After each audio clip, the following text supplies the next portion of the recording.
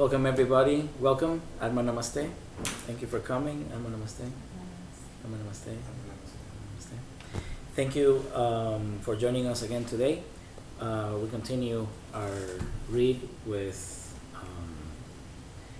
the Spiritual Essence of Man, the Chakras and the Inverted Tree of Life by Master Choa Kok Sui. So without further ado, let's just do a quick invocation and start.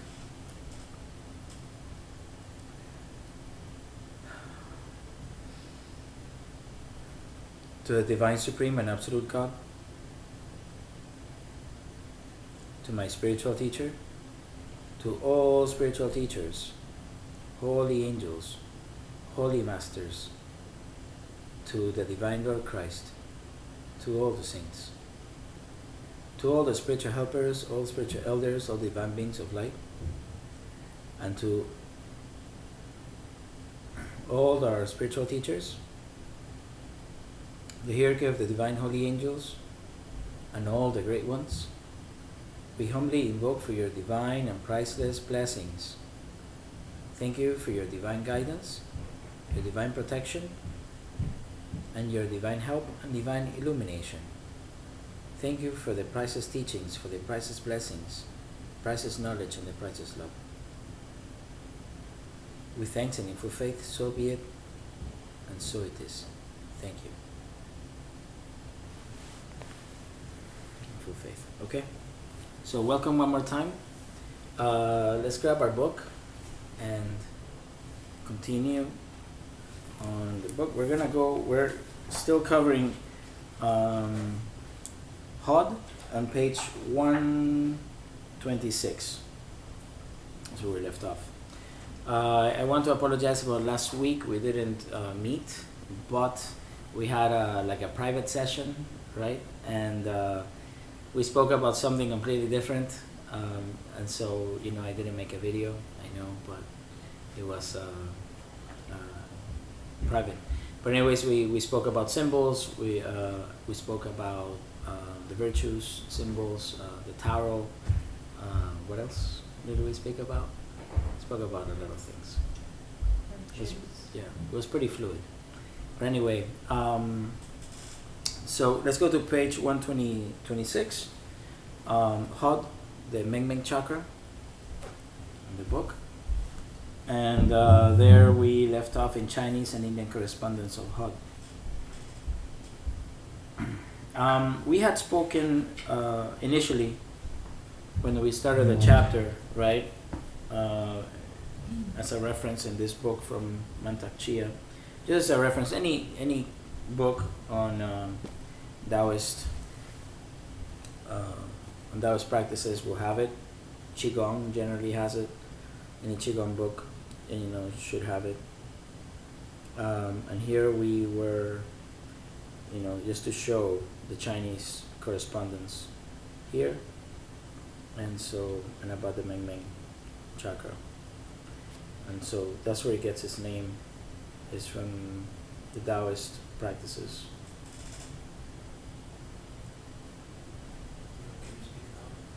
Yeah, for sure. So as you can see here,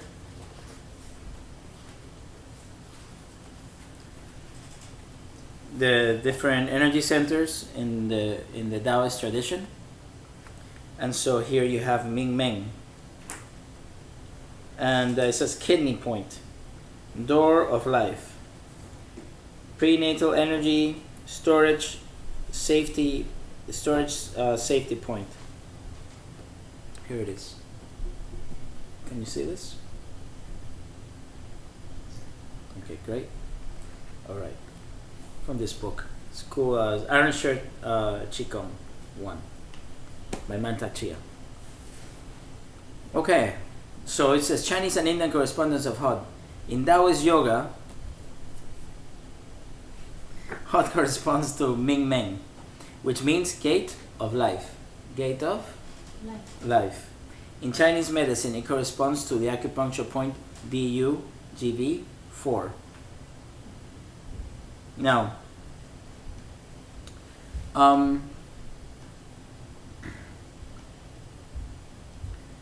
so Gate of life. We have seen that the chakras are gates, yes?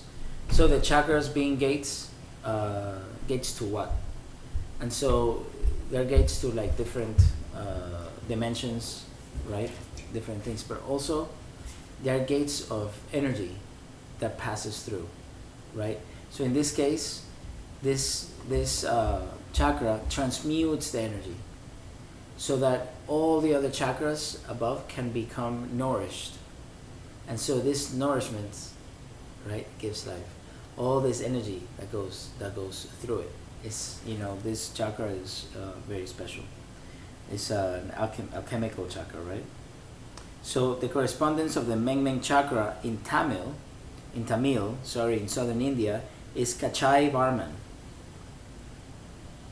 Then the author continues in Forgive us our trespasses. In the meditation on the Lord's Prayer, the phrase Forgive us our trespasses as we forgive those who trespass against us corresponds to Hod, Meng Meng chakra. This phrase also corresponds to Chesid, back heart chakra, and Keter, crown chakra, both of which facilitate the act of forgiveness and inner healing. Hod, Meng Meng chakra, Chesid, back heart chakra, and Keter, crown chakra have the power to transmute lower, grosser energy into spiritual energy. By doing so, the higher chakras are activated.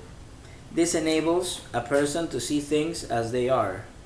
Every person is evolving, and evolution implies process, time, and mistakes. Once a person realizes that everybody makes mistakes, and that this is part of the natural process of spiritual evolution, forgiving others and also oneself becomes easy. Once there is forgiveness, inner healing and physical healing occur. Forgiving is therapeutic. Okay. And it is necessary. It is necessary, yes, of course. If you want to stay healthy, forgiveness is definitely necessary. Because of the law of cause and effect, the law of karma. Yeah, for sure. For spiritual development. Okay. So forgive our trespasses. If you see what the author says here, he talks about that in forgive our trespasses, right? There are three chakras involved. It starts with Hod, then Chesid, the back heart chakra, right? Hod, the Meng Meng chakra, Chesid, the back heart chakra, and the crown, Keter. Interestingly, these are, if you remember, back in page 124, these are the three types of Hod. So you have the etheric Hod, Meng Meng, the emotional Hod, right, for transmutation, Chesid, and the spiritual Hod, Keter, or the crown chakra.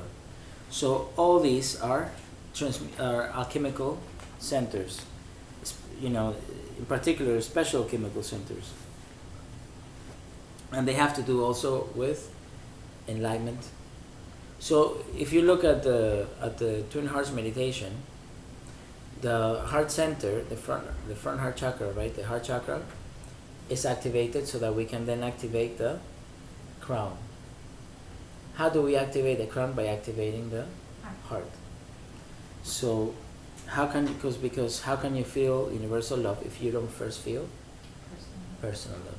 Right? So it's very important. So in this process, right, it says here that the Meng Meng, the back heart, and the crown have the power to transmute lower, grosser energy into spiritual energy.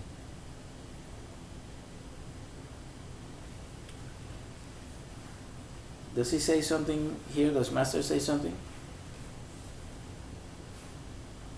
He says between the three, they have the power to transmute lower, grosser energy into spiritual energy. But there's something that I don't understand here. or that it seems, let me not say that I understand, but I feel that it's very interesting, right? So I don't speak,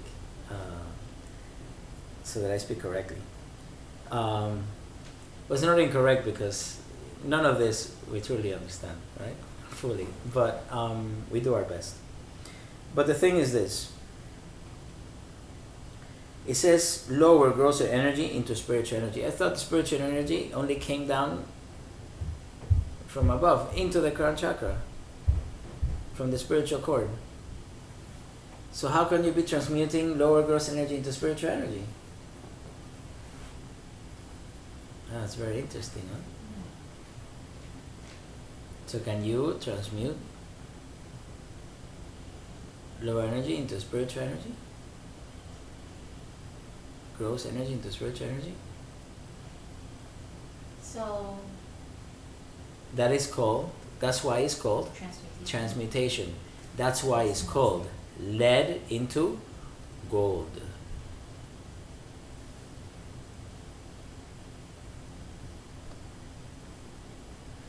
It's a different kind of spiritual energy, but still spiritual energy.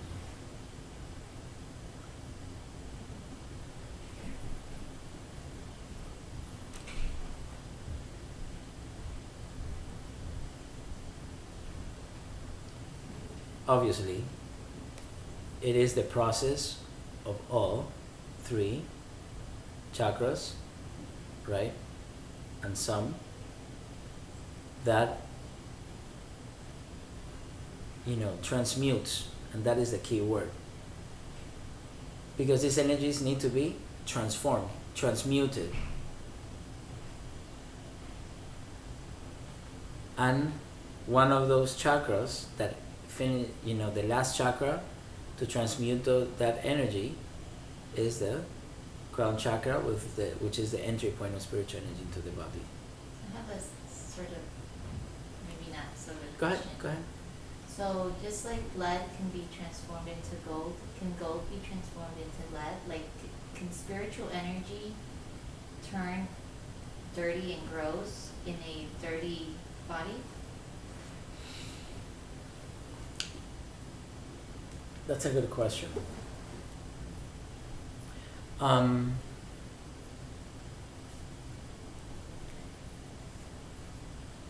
In theory, right? I'm gonna say in theory. Can it happen? Yes. But it will cease to have consciousness. Right? Because spiritual energy is energy with consciousness. So, can it be transmuted? In theory, yes. Every process can be reversed, right? It said, now, would it happen? I don't think so. That's just my opinion. I don't know. You understand? I'll do what Master Choa used to do. Sometimes. So, would it happen? I would think it's very unlikely. You understand? Because that's not how the process of things, your chakras work and everything works for that. It will be a very detrimental effect, I think. But kind of, but in theory, everything can be reversed, yes. But but again, it depends on what you're saying. Like gross, we're not. What it's saying here, gross energy is not dirty energy. When it talks about gross, lower, grosser energy, it means energy that it's not. It's not saying that it's dirty. It could be clean. It's just denser. You understand? Okay. So that's all. It's just because when we say lead, of course. But in that sense, lead has to do with dense energy because lead is the densest of the elements. As far as the color goes, right, and its properties of grayish is it also can be used when a person that never meditates or never cleanses their aura and is not aware of what they say, is not aware of the virtues and all of these things, they're just living in the world normally without paying attention to these things, then the aura tends to be grayish in color. There's a lot of noise, you understand? And so it's gray. It tends to be grayish in color. So when you do Twin Hearts meditation, or when you meditate, and you have a very powerful meditation like Twin Hearts meditation, then the aura gets cleansed to a certain degree. You understand? And then when the divine energy comes down and mixes itself with the red energy and becomes transmuted, then it turns into gold. So, but that's so that's why. I mean, it could be in that reference, using that in that way as well. So it says that, and of course, when it turns into spiritual energy, the higher chakras become activated. When the higher chakras become activated, you are more connected. You can achieve enlightenment. You can start by achieving self-realization, then soul-realization, and finally God-realization. Okay. So this enables a person to see things as they are. Why does Master Choa say that? That this process, when the higher chakras being activated, allows a person to see things as they are. What virtue is that connected to? Accurate perception and correct expression. Accurate perception, correct expression, and non-falsehood, right? So, accurate perception. When the higher chakras are activated, right, you achieve a certain level of connection, right? You're more open, and you're more connected to your incarnated soul, or you're more connected to the divine energy coming down. Therefore, you're more connected to your incarnated soul, you're more connected to your higher soul, and have a certain degree of higher connectivity to your higher self. By doing so, you automatically become somewhat, right? It could be to a certain degree more virtuous. Whether it's by a minute degree or through constant practice to a great degree of purification and all of that. The higher that we go, right, the more virtuous we become, because the soul takes over the lower nature. So when the soul takes over your lower natures, your bodies and all that stuff, and is more in control, like when we say, let my will be aligned with the will of my divine higher soul, right? So when it's like that, we are virtue. The characteristic of the soul is virtue. That's why all the virtues, like we've spoken before, are connected, right, with our higher self. Correct? So, let me go to page 172. Our favorite page in the book. This is my favorite page in the book. There is a page that is bigger. I should use that page at the beginning.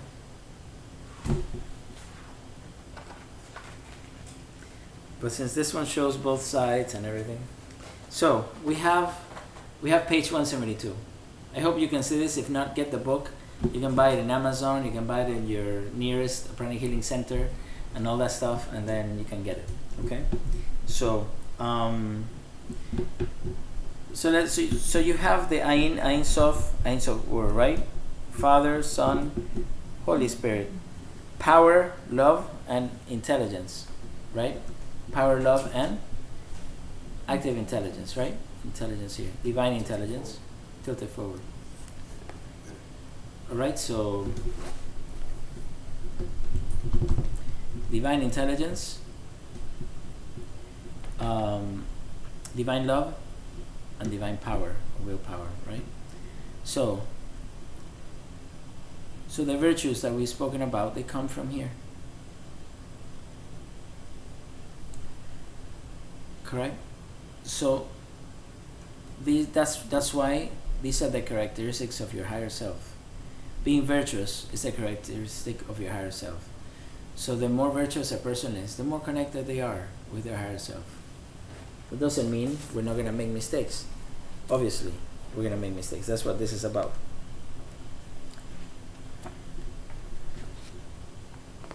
Let's go back to 126. That's why then it says, so, but by you being more connected, you become already more virtuous. You can see, and one of the virtues, right, is accurate perception, correct expression. You see things as they are. When you're more connected, you do see things as they are. You have a greater understanding and more panoramic view of things. It's not only one thing, it's systemic. It's systematic. Systemic and systematic. So then you can see, when you see things as they are, you understand that every person is evolving. Master Choa used to always say this, right? This phrase, he used to always use it. Every person is evolving, and evolution implies process. And process, implies and requires time and mistakes. Once a person realizes that everybody makes mistakes, and that this is part of the natural process of spiritual evolution, forgiving others, and also oneself becomes easy. Because it's part of our spiritual evolution. We're going to make mistakes. We're going to say stupid things like that. It's, emotional body can get upset. It may take over. You can say things, but it's part of the process, especially when we're learning to be better every day. So we need to forgive ourselves. Always first forgive others, forgive ourselves. Once there is forgiveness, inner healing and physical healing occur. Forgiving is therapeutic. So it says forgiveness is therapeutic. Is this true? How do we know? You guys want to do an experiment? Yeah. Yeah? Yes? Yes. No? Okay. So let's do an experiment. Let's see if it's therapeutic. You can see what your state is right now. And at home see also, or wherever you are, right in the middle of the desert, in space. I don't know where you guys are seeing this, but it works, right? In some other dimension, that's cool too. That'd be cool if you could see YouTube in another dimension, right? So it's definitely doable and possible. I remember I was watching YouTube. YouTube in the astral plane. Anyway, so let's do an experiment. So see how you feel right now, right? Let's think of somebody you want to forgive. Someone that you need to forgive, or not need to, but a situation, something happened recently, or something very old. Okay, so think about that. Close your eyes, connect your tongue to the palate. Think about that and see how you feel. Generally, it's not the most pleasant feeling. So let's do that. You can be aware of your emotional body, right? And so we're going to raise our hand at the chest level with your palms facing outward. And we're going to do a quick invocation to the Divine Supreme and Absolute God. We humbly thank you for your divine and priceless blessings. To my spiritual teacher, to the hierarchy of all the divine holy angels and archangels, especially the divine holy angels and archangels of forgiveness, of love, and spirituality, guidance and protection. Thank you for your divine protection, for your divine guidance, help in this operation. Thank you.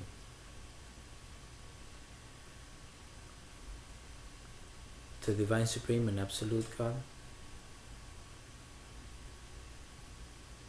to Divine Lord Christ, and to all the holy angels and archangels, to whoever you pray to, you can include here, and say, may this person, this divine soul, or group of souls be divinely blessed with divine light, with divine love and mercy, with spirituality, harmony, and peace. I forgive. So visualize a small point of light in front of you, a bright point of white light. That white point of white light represents that situation that you need to forgive, or yourself if you need to forgive yourself, or yourself and others if it's a group, including yourself. And so we're gonna bless it. Say, in the name of the Divine Supreme and Absolute God, to my spiritual teacher, all spiritual teachers, Divine Lord Christ, and all the great ones, all the hierarchy of the holy angels and archangels, of forgiveness, of love, and compassion. I forgive and ask forgiveness to every person, every being, situation, present or ancestral, related to this present negative condition or situation or feeling. I forgive them all and ask forgiveness. May they be divinely blessed with divine love, with compassion, with lots and lots of happiness, lots and lots of good health, with a long life, with prosperity, with abundance. Whatever you want for yourself, bless these people with spirituality, wisdom, compassion, and love, with higher and greater understanding, with inner healing, inner beauty, and divine oneness with all. May they be blessed with a higher spiritual progress and higher spiritual evolution, so they may see a better way. May they be blessed with a better life, with happiness, lots and lots and lots of joy, lots of happiness, spirituality, and good health. May their heart's desires be fulfilled. We say their heart's desires because they will be good. They will be loving and compassionate. May they be blessed with happiness. May they be blessed with love, with illumination and spirituality. Everybody is growing, and growing implies process, and process needs time and mistakes.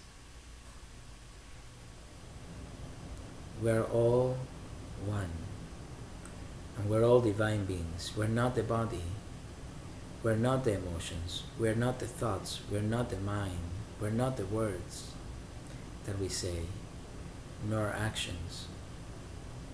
We're not the mind. The mind is an instrument of the soul. We are the souls. We are souls. We are divine beings of divine light, divine love, and divine power. We are a child of God. We are one with God. We are one with all. So be it. Many blessings be to all. Now lower your hands, continue with your tongue and your palate. Visualize that point again. Do you feel any difference when you see that point? See the person or the group of people or situation smiling? See yourself smiling? Is there a small degree of betterment? See, quantify it. You can open your eyes with a big smile. Okay. And how do you feel? Peaceful. Yeah? Peaceful. Weight lifted. A weight lifted. Yes. Yes. Lighter. How do you guys feel? Grab a journal, write it down. You can do this. It takes not even 5 minutes. You can do this every day. So let's invoke to say thank you. To the Supreme God, we thank you for your great blessings. To my spiritual teacher, all spiritual teachers, to my Lord Christ, to all the great ones, we thank you for your great blessings. To all the hierarchy of the holy angels and archangels, especially the holy angels and archangels of forgiveness, of love, compassion, and oneness. Thank you for your priceless blessings, for your priceless love, for the illumination, the forgiveness, the understanding, harmony, and peace. Thank you, in full faith. Thank you. Wow, what a gift, huh? That's awesome. So, don't fall asleep. Don't fall asleep now. You're gonna exercise. Yes. Okay, so is forgiving therapeutic? Yes? Yes? Is it? Definitely. Okay, so good. Like Master Choa used to say, do not believe what is in books, do not believe what is said. He used to say, do not believe what I tell you. He said, he used to say, don't believe anything I say. Do not believe anything that you read in a book. He said, experiment, experiment, experiment. Be objective, right? I mean, obviously, if the person has a good track record, generally, whatever they say, you experiment, and it comes out true, and you can experience that. You can definitely see that is true. Then, whenever they say things that you cannot, let's say, experiment at the moment, you can take them as temporary truths, so that you can understand other concepts until you can validate them. So I mean, it's just it's common sense, right? So forgiving is therapeutic. We definitely leave the comments, see if what you felt. Tell us a story. Did you feel something? Maybe you didn't feel anything, right? And if you didn't, do it more. Eventually, you will feel more forgiveness. But even if it is a tiny a percent better, or a 0.0001%, that's an improvement. So anything is an improvement.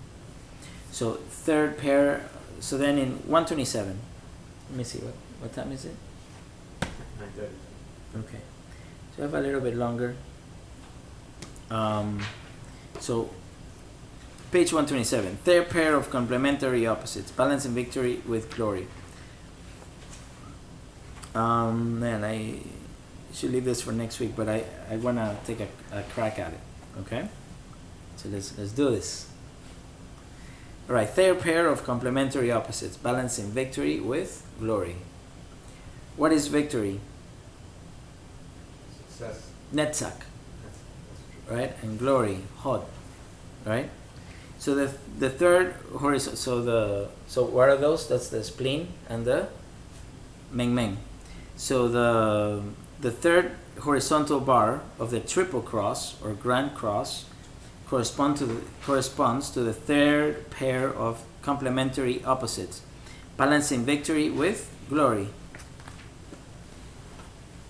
So this is it. This is 1, 2, and 3. So the third is the last one, right? You can do it. It's okay. I'll go like this. There you go. You guys know. Just get the book. If you can. In the Orthodox cross, the third horizontal bar, right? The Orthodox cross, the one that has, right, the three horizontal bars, yes. It's actually here, I think, at the end. I think it's the next page. Yeah. Okay, there we go. You see it? That's the cross. So the last one, you can see it there, is I thought that Hot. incline was usually reserved for Marcians. yes, it has to do with that, but we'll see also. We'll see it here. Okay, so balancing victory with glory. The third pair of complementary opposites, right? So it continues here. In the Orthodox cross, the third horizontal bar inclines to the right. Is this accidental, or is there an inner meaning to it? Very good question, huh? Which is more or less your question, right? In situations of conflict, there are two possible alternatives. First is the confrontational or combative approach. The degree of conflict is escalated to the level of enmity, hostility, crisis, quarrel, feud, battle, or war until one is victorious. But this victory is achieved at a great cost. The escalation of conflict is done through the following. Number one, the parties involved react emotionally and mindlessly. Emotionally and mindlessly. This is important. Number two, by lack of self-restraint or group restraint. Number three. So, what is the first one? The first one has to do with when you act emotionally and mindlessly, when you don't have moderation, right? When you don't have moderation, which is the second one, so you react emotionally. This has to do with injuriousness, right? Injury. So the virtue of non-injury, loving kindness and non-injury, is not observed. You're already going in the vice of it. By lack of self-restraint, against what is lack of self-restraint? No moderation, right? So so that's excessiveness or no moderation. So lack of self-restraint. So that's another vice already. So the virtues are already here not being observed. You're not acting virtuously. By adapting, number three, by adapting the policy of provocation, for example, one party may insist on discussing or emphasizing sensitive topics or issues that may be trivial or inconsequential, and which may cause the other party to react emotionally, hysterically, or fanatically. This is like rubbing salt on an open wound. Mm-hmm. Provocation is not limited to verbal provocation. It may come in different forms. And number four, by adapting the policy of retaliation or severe retaliation, which will determine the course of future actions, an eye for an eye, or an eye for 10 eyes, or a tooth for a tooth, or a tooth for 10 teeth. It's not exactly a policy that will encourage harmony and peace on a regional or global level. The second alternative is the harmonizing and transformative approach. This is done by diffusing the degree of conflict. Number one, by emotionally remaining calm. Number two, by practicing self-restraint or group restraint. Number three, by establishing communication lines and promoting communication. Number four, by adapting the policy of understanding and forgiveness. Look what number four here was. By adapting the policy of retaliation. Here you're adapting the policy of understanding and forgiveness. Number five, through the use of negotiation. Number six, through diplomatic, political, and or economic approach. Through what? Diplomatic, political, and or economic approach. And number seven, through compromise. This is the meaning of glory. To transform a potentially or an actually volatile, violent, and destructive situation into understanding, harmony, and peace. Answers your question. This is why the third horizontal bar of the triple cross is inclined to the right, to emphasize the use of the harmonizing and transformative approach. Why is this attributed to HUD? or glory. Because it's the one that transforms. It's the one that transmutes. The alchemist. Yeah. Lower energies into higher energies. Right? And it also transmutes these types of energies as well. Or for us to understand this transmutation aspect.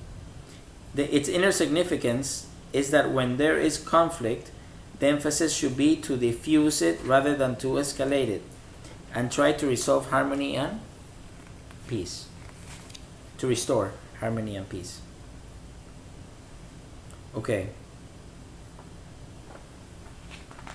Sometimes, right? Like when we balance severity and mercy, right?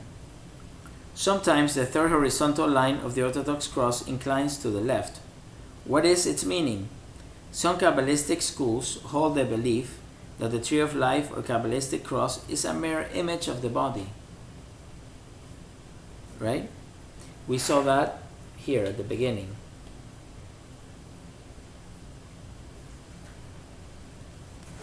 On page 4,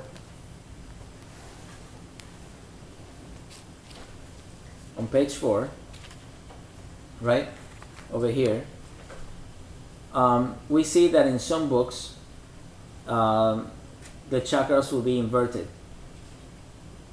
Do you understand? In some books, the chakras will be inverted from this, and in other books, in other Kabbalistic books, it will be like it's shown here. So he's just trying to make mention of that to remind you. Some Kabbalistic schools hold the belief that the tree of life or Kabbalistic cross is a mirror image of the body.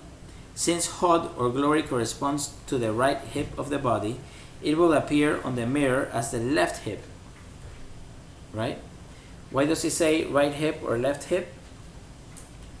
Because he's talking about Kabbalists. Because in Kabbalah, the teachings are like this. Is that better? Yeah. So you see that the hip is where Hod is, and the other hip is where Netzach is. It was not revealed to them that this have to do with chakras. You understand that these were chakras in the body, so they would think that the Sephiroth were like this. But when it is a mirror image, then that's what happens. So that is, it will appear on the mirror as the left hip. That is why in the Christian Orthodox Church, the third horizontal bar is sometimes inclined to the left, again emphasizing the use of the harmonizing and transformative approach rather than the confrontational approach. Even up to the present, the Christian Orthodox Church supposedly has 2 sets of teachings. Has how many sets of teachings? 2. The written traditions and unwritten traditions. The written traditions are the literal teachings. The literal teachings. The unwritten traditions are oral teachings, connected with those that are given symbolically. The unwritten traditions are what teachings? Oral. Right? Connected with those that are given symbolically. We spoke about symbols last week, yes? We didn't record it, I'm sorry. Maybe one day we'll do it.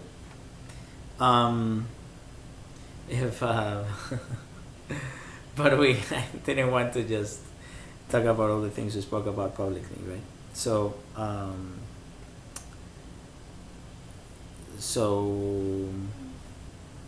yes.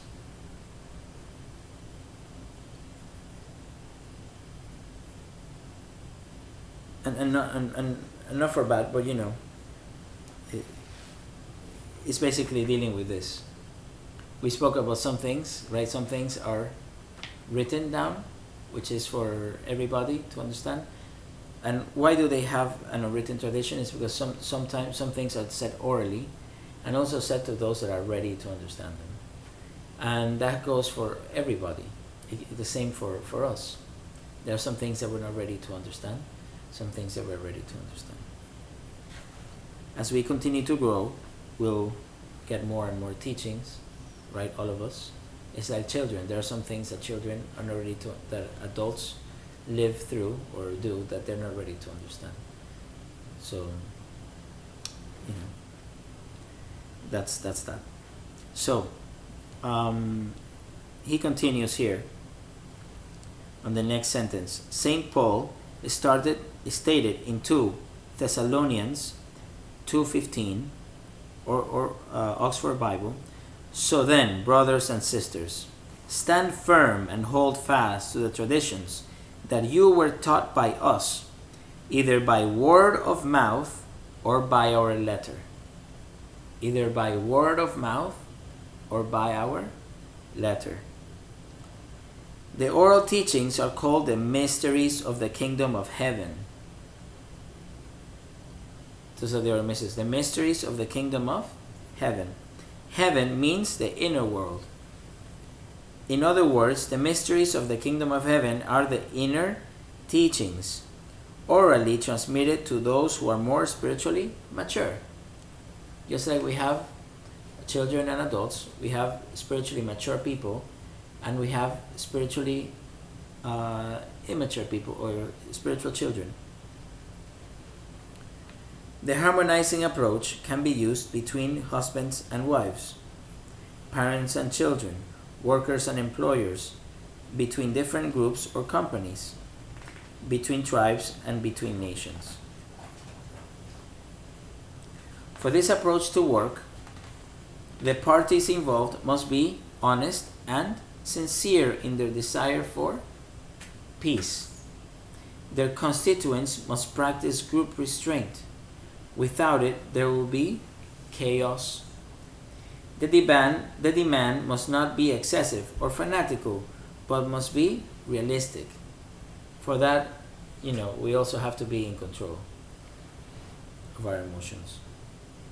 It is preferable to use the transformative approach through diplomatic, political, and/or economic means to solve regional problems, but sometimes peace is just simply used as a tool to gain time and strength. The confrontational approach should be used only when it is absolutely necessary and as a last option when all means have failed. If ever military action has to be taken, the strategy has to be well formulated and well executed. If ever military action, right, is what? Is to be taken, the strategy has to be well formulated and well executed. Why? We'll find out in a second. A military operation should be efficient, effective, fast, and short. Very often the strategies are formulated based on wrong premises. What is supposed to be a war lasting only for several months ends up to several years or more. A long military operation is extremely costly in terms of business losses, lives lost, and physical and psychological damage to civilians and soldiers. It is economically expensive and debilitating. Yes? Makes sense? And at the end of the day, everybody suffers more. So if military approach, and the military approach of course has to do even with us, even from person to person. If there's no other way, it has to be fast, effective, concise, and to the point. So that there is, so that the injury that is caused is the least as possible.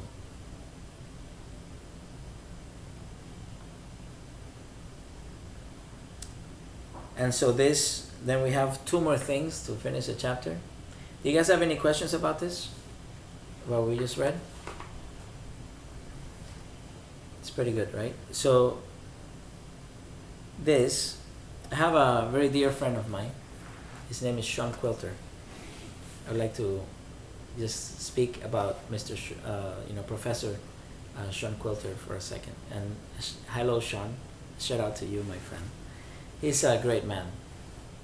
And I wanted to share this with you, to everybody. Sean Quilter has spent his life in the development of a field of study, and we help him as much as we can. And this field of study is it's called Pacifics, just like economics, right? Before in the 70s, as he says, was not a field of study. They taught you in college. They taught you, before the 70s, they taught you, how to make your own budget and things like that. But they didn't. There was no field of study called economics. And so later in the 70s, it came about.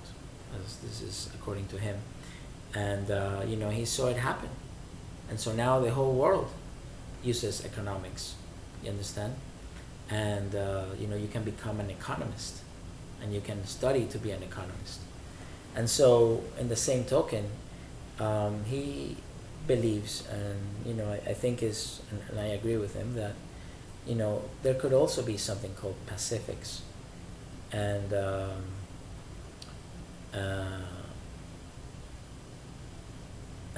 it can help in these ways, because it's basically this same approach can be used in anything we do, in everything that every type of work, in everywhere, in everybody's lives, in nations, in projects, to also foment or help create these things. Because when you do it, you do business or things this way, they're more productive, right? The people even involved all win.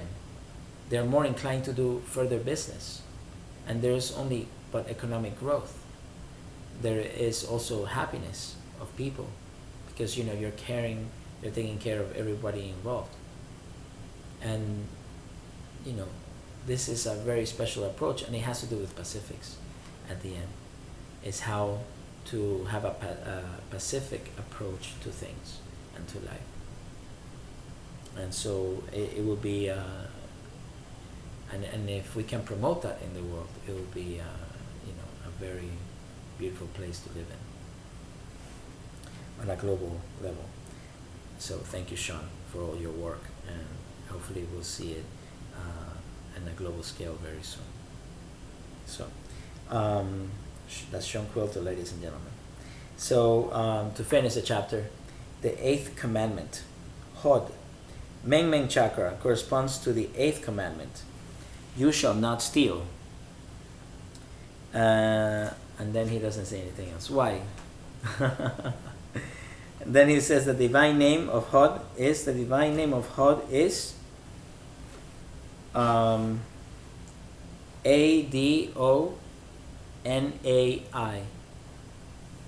That's Adonai. And then another word, T as in tango, Z as in Zulu, A, B as in boy, A, O, T, H. It's a very special name, divine name for Hod. Remember, I don't pronounce them, but in any case, you can write them down at home. You can read it. You can see it. Just be careful in saying it. I wouldn't, unless you know what you're doing. So, going back to the 8th commandment, you shall not steal.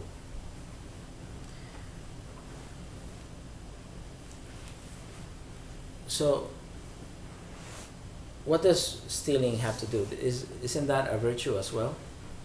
The virtue, what is the virtue? Generosity, right?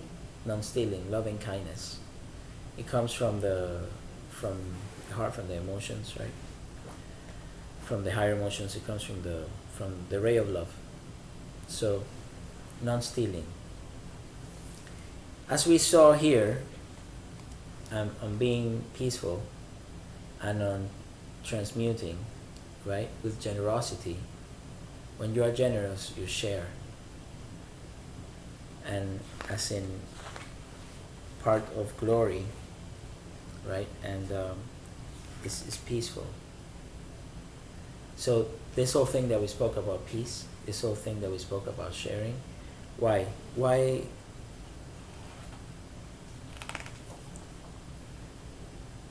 when you go in this approach, right,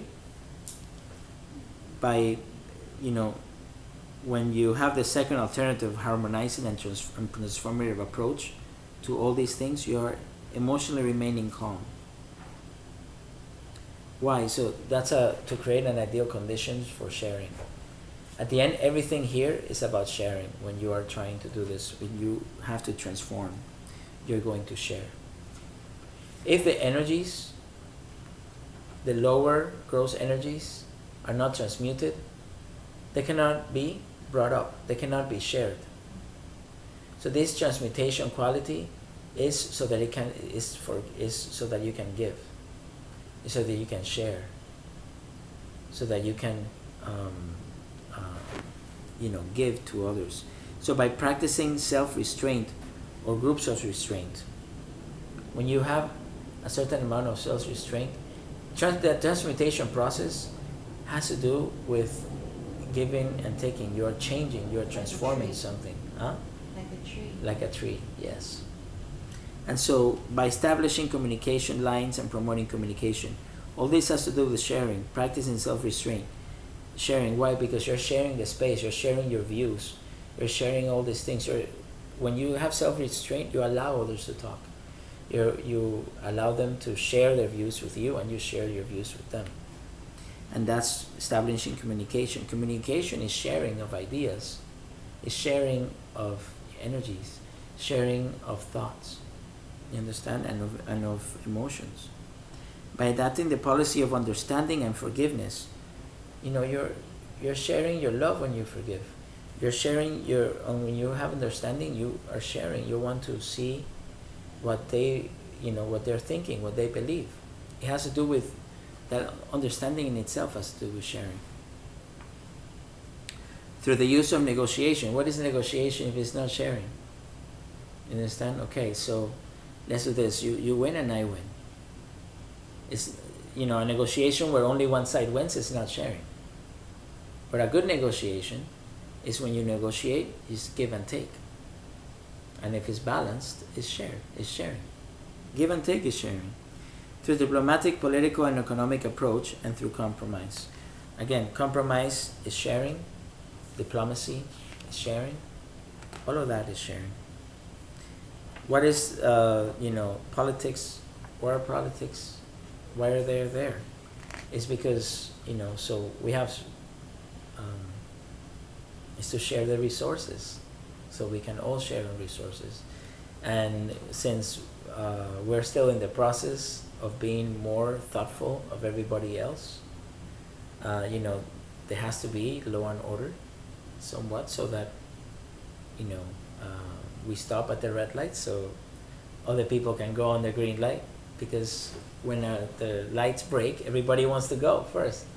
So until it comes to the point where we reach a global state of evolution, a spiritual evolution, where we're all very sharing and conscious of the others, we may not need traffic lights one day. You understand? So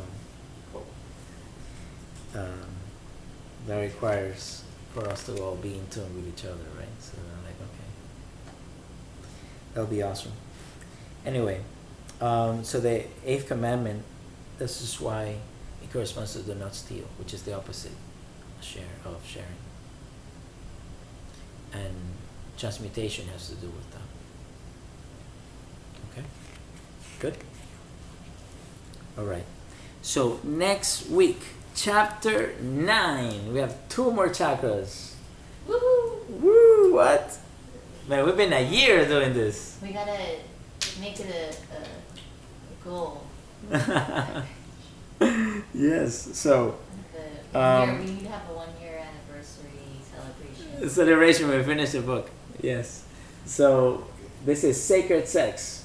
Everybody's gonna tune in for this one. So Sacred Sex, Jesod, Foundation. Yes, I'm sure everybody wants to have sacred sex bring with your their. partner. Bring your partner. Yeah. So everybody wants to have sacred sex with their partner, right? It's really good. Okay, Yesod foundation. So it talks about Yesod, sex chakra, physiological functions. Ooh, physiological functions. Chinese and Indian correspondence of Yesod. Transmutation of sex energy into love and spiritual energy. Lord Krishna and Brahmacharya. Sexual problems encountered in the spiritual path. Right? Everybody has seen some of those. How to transmute sex energy. Do not let us enter into temptation. The 9th commandment. The divine name of Yesod. Okay, so next week, sex chakra, sacred sex. Be here. I hope you enjoyed Hod and this week's lecture. So get your book. Again, thank you for coming. And let's do a quick close invocation, shall we?